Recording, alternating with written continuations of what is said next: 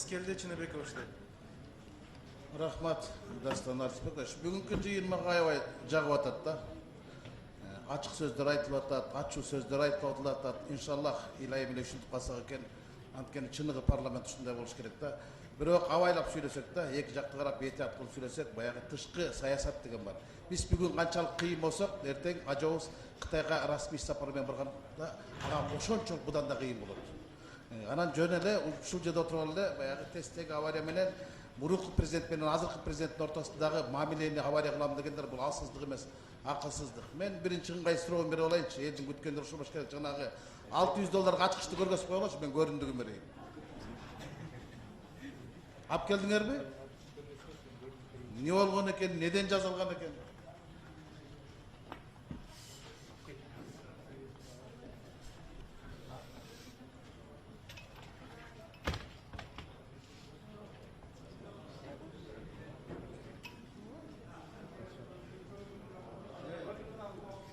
Ортого чыгып эле көргөзүп койчу. Центр суда выйдите, пожалуйста.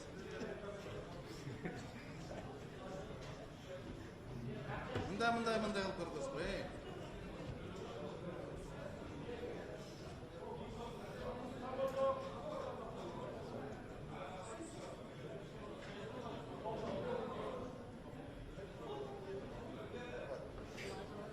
Вот это набор инструментов. Таких наборов 2 комплекта. Ну вот как есть. Вот это назвали китайцы плоскогубцами. Этот набор стоит 320 долларов.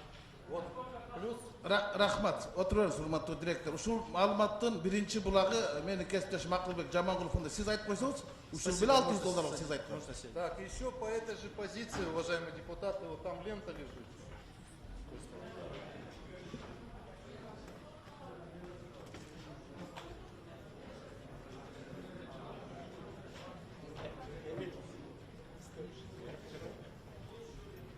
Rizkeldi Çinebek, улантырыңыз сұрауыңызды. Көрдüm. Болды, көрдüm. Азырына Акылбек Жамангулов комиссия мүчөсү жооп берип койсунчу.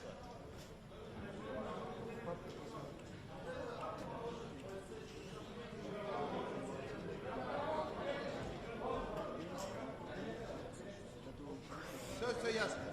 Вот эта лента идет в той же позиции, находится, что вот комплект инструментов. Таких комплектов 2. Лента служит для ремонта транспортерной ленты. Ленты конвейеров подачи угля. Ясно, понятно, спасибо. Все ясно.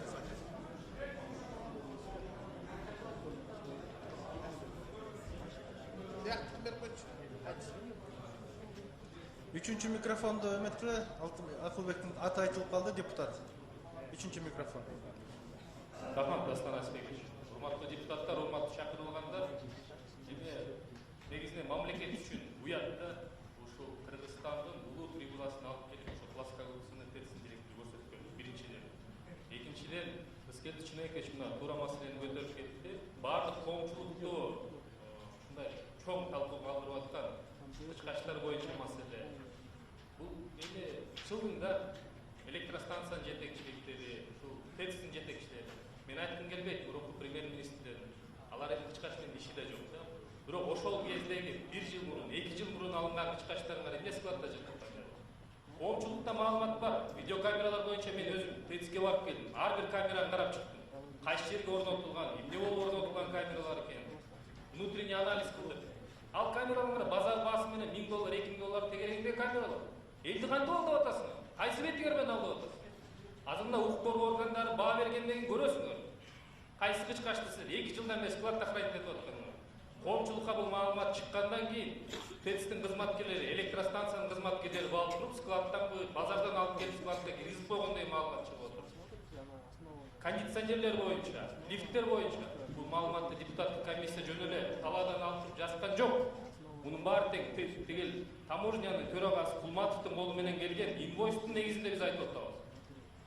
$54,000 bir кондиционерди алат деп эмне деген шумдук? Бул жерде биз жетекчилерди айткан жокпуз. Электростанциянын түздөн-түз жетекчилери, Энерго холдингдин түздөн-түз жетекчилери.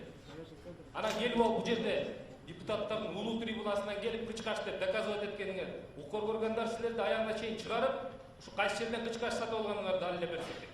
Рахмат.